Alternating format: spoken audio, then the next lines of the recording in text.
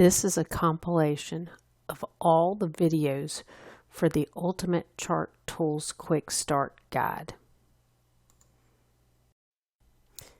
In this segment, we're going to talk about the Ultimate Chart Tools and the different master switches that you have.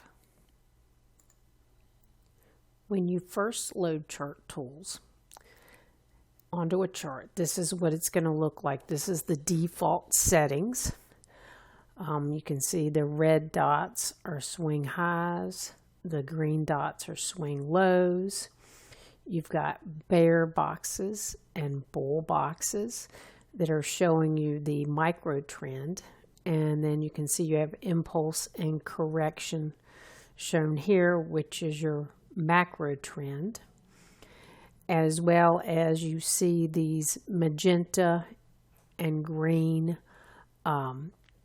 base highs and base lows, and you will also see some that are in red, and we'll explain the differences in more detail when we talk about those bases. And then as far as the you've got your in this case, we just see a bunch of supply bands.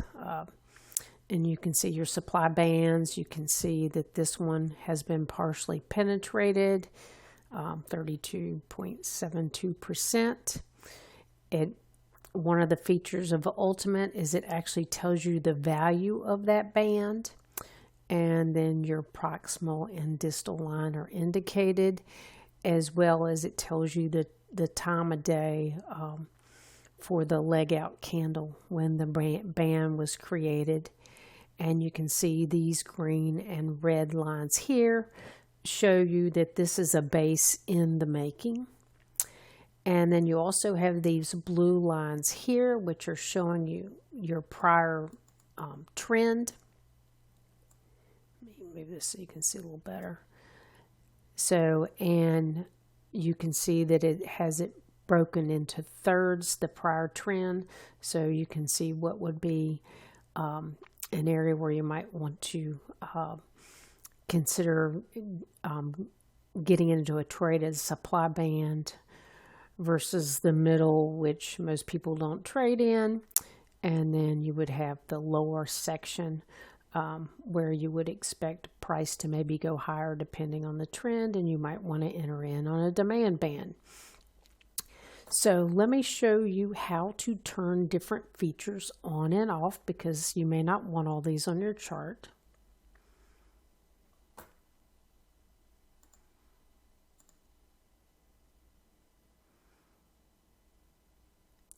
So all the master switches are right here at the top. And one thing you can do is, let's say that you have a certain group of master switches that you want on for certain products. You could actually save a study group, and we have a video on how to do that. And maybe you have certain settings you want for equities, and you could just label that right here so you could easily see that. And the way comments work is everything is in quotes. So anything here after the, you can see that we've got, I just put that in there in amongst the quotes.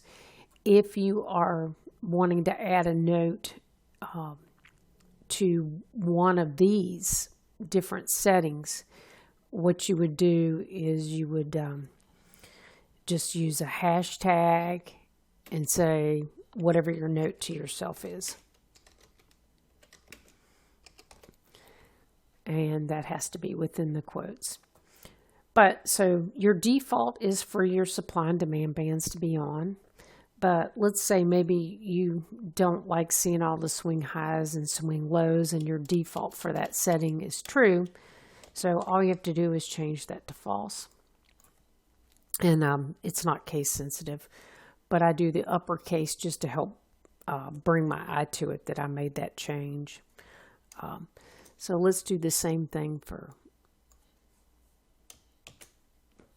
the swing highs and swing lows. And the same goes if you want to turn the prior trend off, you can do that by setting that to false. Prior trend and CIC high and low are tied together.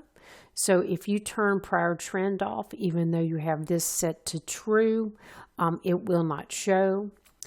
You can turn your impulse and correction off by setting this to false. Your segments, your bull and bear boxes. And then if you did not want to see the basing candles marked, you could set that to false and turn those off as well. So I'll turn that one off. And you can just, if you do Control C and Control V, it makes it easy to just kind of go through and modify the settings.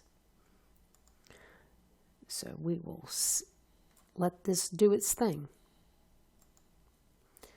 Okay, so you can see that my swing highs, swing lows, and my base marking of basing candles has been turned off here.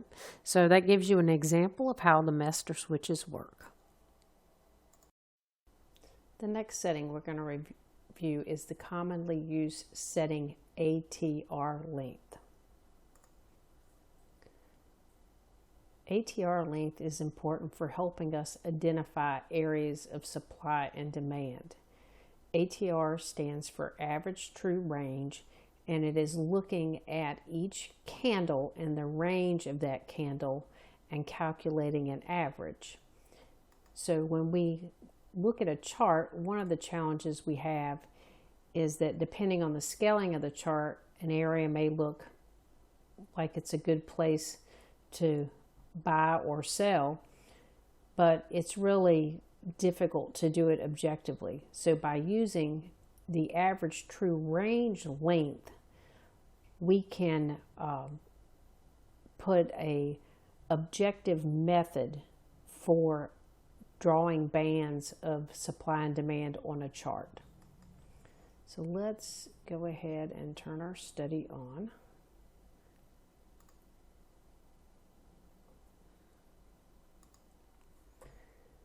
So here's the default bands that are made with an ATR length of 14. So we go into Edit Studies, Customize. We have ATR length right here. The default is 14. Depending on the market you're analyzing, you may want to use a higher or lower ATR length. So let's change this to 25. And what that's going to do is it's going to use 25 candles to calculate the average instead of 14. And so you will see that it can change the appearance of and the determination of what bands are chosen, because ATR is used to help determine, measure the leg in and the leg out strength of the band in order to determine if it should be marked on the chart.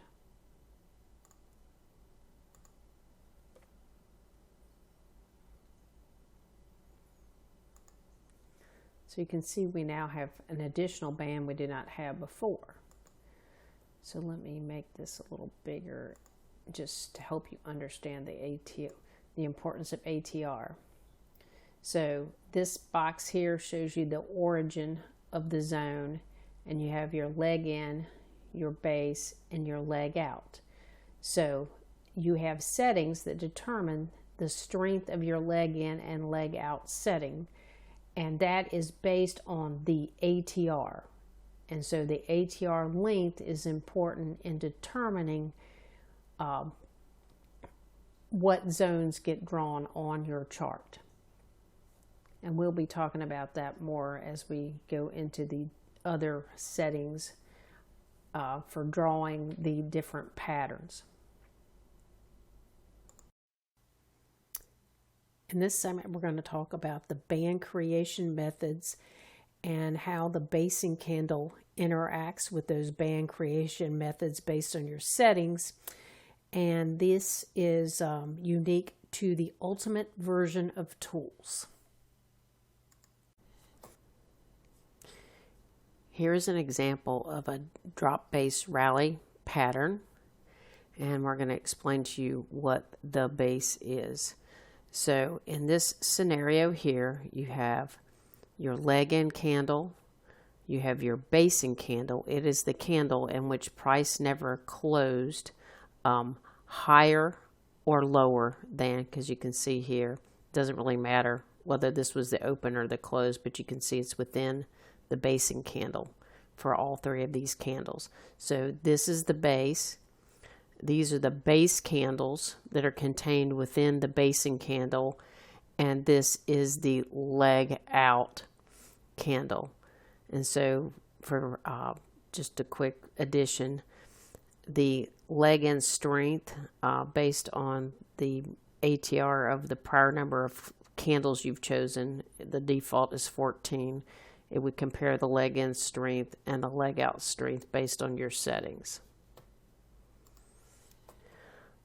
One of the key settings that we have that affects how a base is drawn for the basing candle method is whether or not you include the basing candle as part of the base.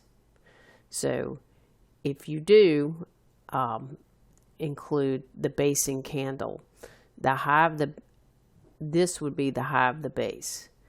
But in this case here, if you do not include the basing candle, you can see that this wick is the highest part of the base that would be included for setting up the basing creation method. And then this would be the low of the base in this scenario. So let's walk through what happens if the basing candle is not included as part of the base. So in this case, we are focusing on just these 1, 2, 3 base candles and ignoring the basing candle. So for base creation method 1, the proximal line is the lowest candle body top in the base. So if you look over here, you've got in green BCM1 proximal line. So this shows you where the proximal line would be drawn. Okay, so it is the lowest candle body. And then the distal is drawn at the lowest point in the base, which is this wick here. For BCM2, the proximal line is the high of the candle with the lowest candle body. So this is the lowest candle body, and here's the high, the wick, and so this is where the proximal line will be drawn for BCM2.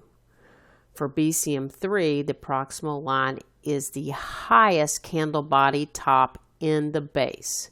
So in this scenario, this is the highest body, and so you would draw your proximal line here.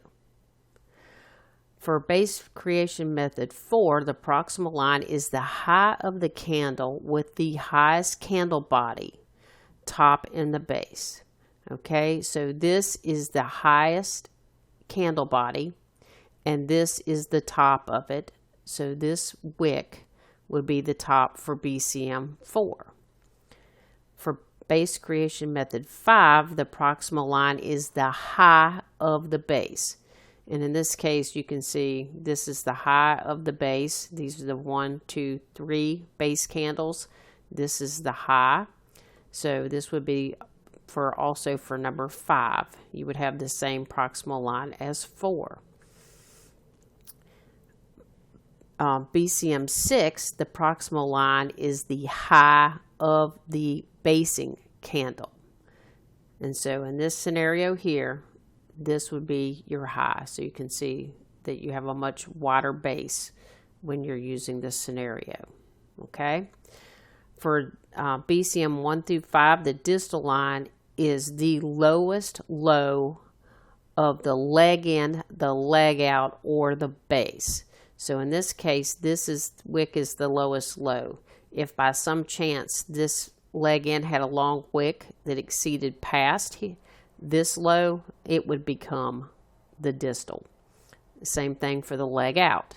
If it had a long wick and was lower than this, it would become the distal line. For BCM6, the distal line is the low of the basing candle. Okay? So you can see that the base is determined solely by the basing candle with base creation method 6. If the basing candle is counted as part of the base, this is how the base would be changed. So for base creation method 1, we know that our proximal line is the lowest candle body top in the base. So for BCM1, there would be no change. It would be the same as in the prior scenario. It would be right here, the lowest base. Base creation method 2, the proximal line is the high of the candle with the lowest candle body top in the base. Okay, so here you can see this is the high of the lowest candle body. So again, there would be no change there. Base creation method 3, the proximal line is the highest candle body top in the base. Okay, originally our highest candle body top for base creation method 3 was this body right here. But since we're including the basing candle, now this will be our proximal line for base creation method 3. So hopefully this is starting to show you how that impacts things. BCM4, the proximal line is the high of the candle with the highest candle body top in the base. So in this scenario, again, you can see for BCM4, you're going to be now using the basing candle. And for 5, the proximal line is the high of the base. Again, 5 is going to be using the high of the basing candle. And then for 6, the proximal line is the high of the basing candle. So you can see that you have, when you include the basing candle as part of your base, it can result in you having a much wider base and more risk. The distal line is the lowest low of the leg in, leg out, or the base. So in this scenario, you would continue to have this wick be your distal line for base creation methods 1 through 5, and for base creation method 6, which is just determined by the basing candle, this would be your distal line. So let me show you where to find these settings on your tool. Okay, so let me show you this here. We're going to go in. This is all set at default settings right now. We're going to go in and edit our studies. And let me show you where you can change the setting for your base creation method. It's under commonly used settings. You can see band creation method. Okay, so that will determine how it is created. The default on this is 3. Then the next setting that you need to be aware of is if you want to include the basing candle, which is the candle mode.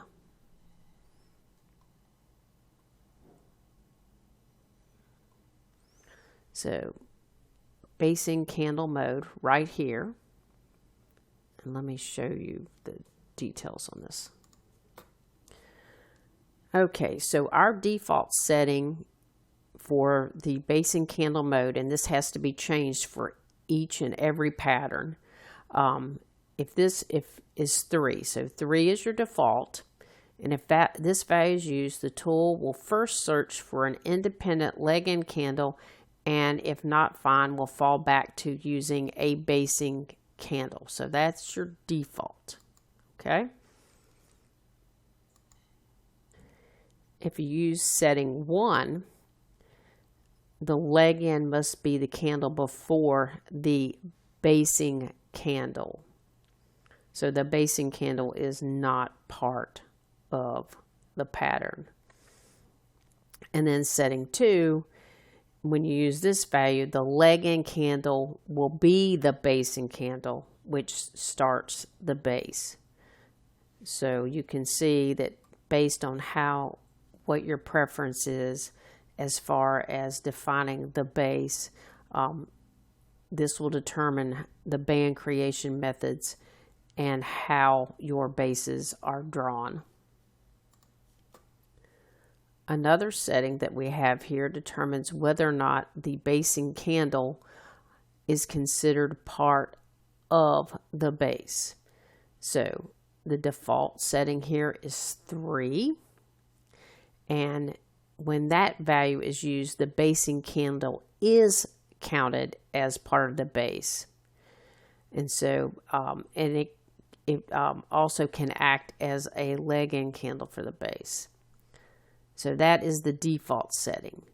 If you use a 1, then the basing candle will be counted as part of the base. And if you use 2, it will not be counted as part of the base. So you can see how these 2 settings,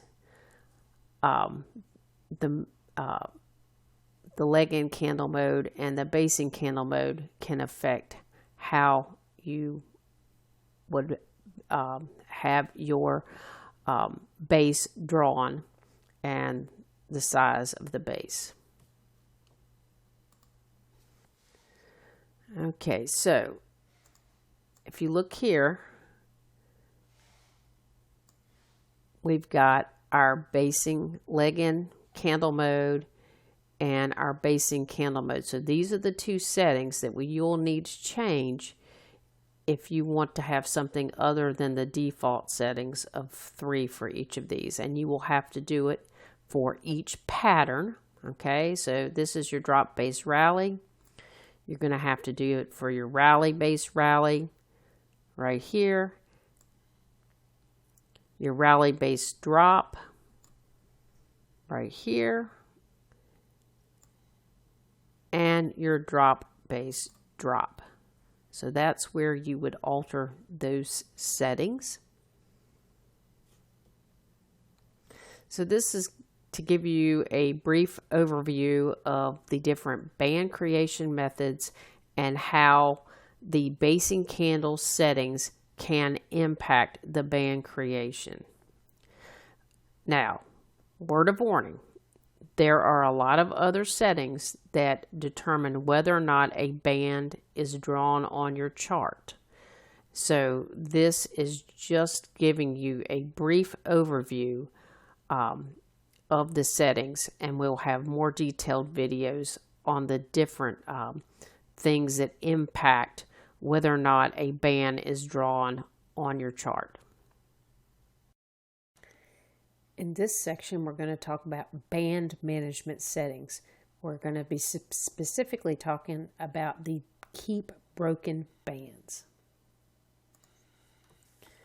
The band management settings are located in this area right here, and I've already changed keep broken bands to true, and this will show you bands that price has violated. So you can see here, this was a band, a supply band, that price eventually violated, and so it is this magenta color. So that way you can turn that on if you want to see prior price action and where bands might have been created. In this section, we're going to talk about the commonly used setting explain. And in order to use the explain function, you also have to use the candle number indicator. So we will show you how that works as well. So let's talk about the candle number indicator. And I have already loaded that onto my chart. And you can see right here is the candle number indicator. For a candle number, there's a couple things we'll need to customize. So on the General tab, User defined, if there's a 0 here, you will need to change that to 1. And if by some chance this box right here is checked, you will need to uncheck it. We do not need this indicator to update tick by tick. And then under scaling, the scale should be on no axis and subgraph 1. Okay, so let's see how the candle number is used. If you left click above a candle, you'll get your data window and it'll show you down below. You can now see in orange the candle number is 4863. So you can use this information in several ways. Maybe there is a band drawn on your zone, on your chart, that you don't understand why that would be drawn there. And so what you can do is you can find the leg out candle and you can get that candle number, in this case 4853, and you can use the explain function to explain to you why that band was drawn. And on the flip side, I just put a yellow box here, but let's say maybe you would have normally drawn that as a band. So you can, again, find the, I have to move this line so we can get the box, but say this was going to be my leg out, candle 4888, I can actually ask the tool why it did not draw a band in that area. Another way you can see the candle number is using the Control-Shift-D to give you the data window, and again you can see here that there's my candle number, and as I click on different candles, it will give me the appropriate number for that candle. So let's go do an explain function. So we're going to go into the chart tools here, customize, have to shift over to inputs. Okay, we're in the commonly used settings. And here's explain. The default on that is, I need to change this to true. And then we need to put a candle number in here. And so let's just put in that box we drew where we said why wasn't a zone draw there. We'll put in the 4888. And in this scenario, I'm going to leave the send to file set as default. So let's go see what the output tells us. So the default settings go to a print log, and how you get there is you go View, Easy Language, Print Log. And you can see here, it comes up. And let me just close this for right now. And this is the detail that you get. And you can actually, if you need to, you can go into preferences and make your font larger so you can see the information a little better. So it tells us here it could not find a drop base rally pattern. And in the case here, we were looking at a pattern that would be a drop, a base, and a rally.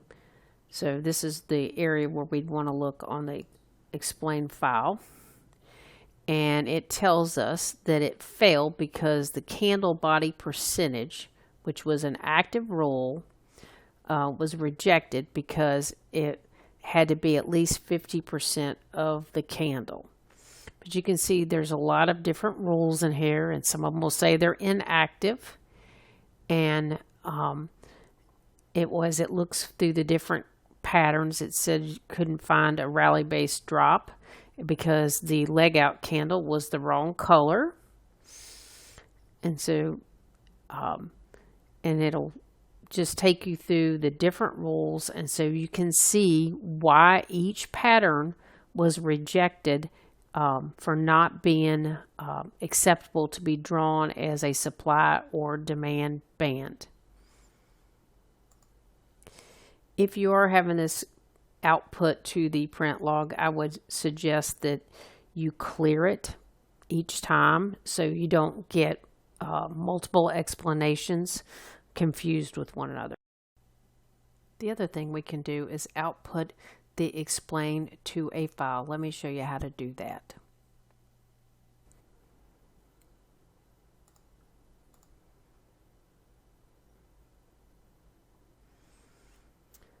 And so we're going to send it to a file. So we're going to change this to read true.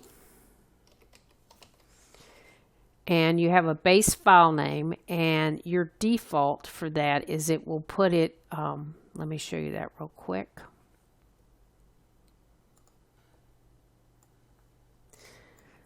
So this is the path, the default path. It's your C chart tools data, and it will put the explain file there. And I've got a couple files here that I'll just go ahead and there are different files that I'll delete those just to keep this clean. And you may decide that you actually would prefer to put this in a specific location. And if you want to do that, you can just create a folder and then copy the address. And you can paste it into here, and there's a little bit of a specific format that you need to use for that, and I'll walk you through that real quick. Okay, I pasted the default path in here, and as you can see, it's C chart tools, and then it's the first part of the file name is explanation 4. So if you want to change the path of where you want this stored, it is important that you do not remove this explain for piece of it. So let me show you how to do that.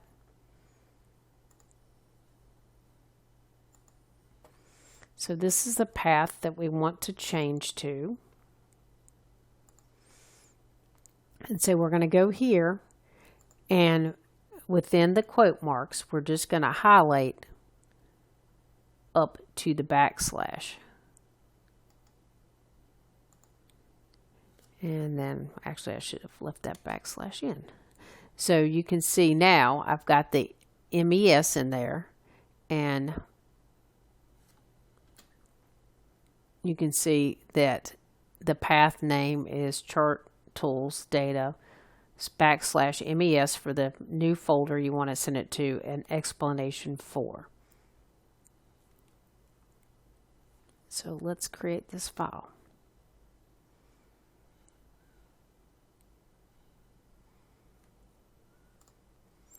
So we can see here that we now have our file created, and it says explanation 4 MES equals 107xn 15-minute interval.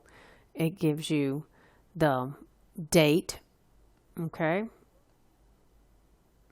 and the month for that candle.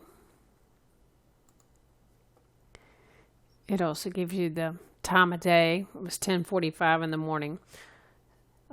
So it gives you a lot of detail here to help you understand what you analyzed. Let's open this up.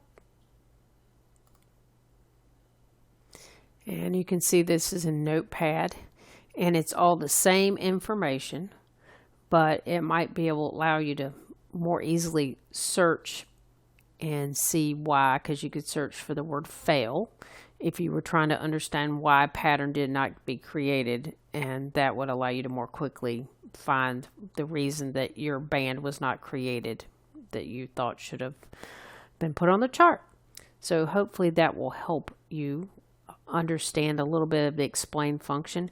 We have a much more detailed video that is on YouTube, and I will put a link for that in the comments.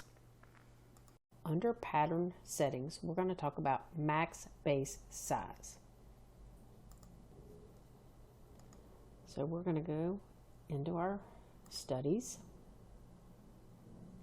We're going in to customize the settings. And we'll be scrolling down until we get into the pattern settings area. So for the 4 different patterns, in this case it's a drop-based rally, these settings have to be changed for each pattern. That gives you control in case you want to have different settings for the different patterns. The default for the max base size is 6. And we will change that to a lower number just so you can see the impact on the chart. We're going to make that 3. And we'll do that for each of the different settings.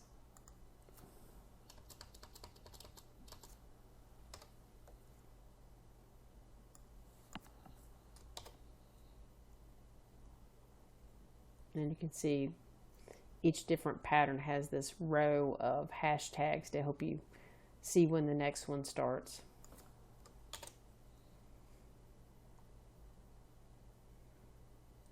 So we've got it in there. 1. Oh, we missed one.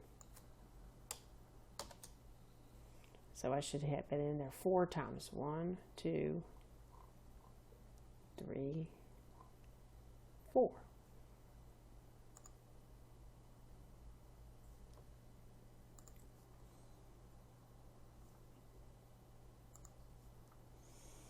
Okay, so you can see that it eliminated several bands on our chart, and so now it only shows bands that have 3 candles in the base. So depending on the asset and the interval, you may want to change the number of candles in the base.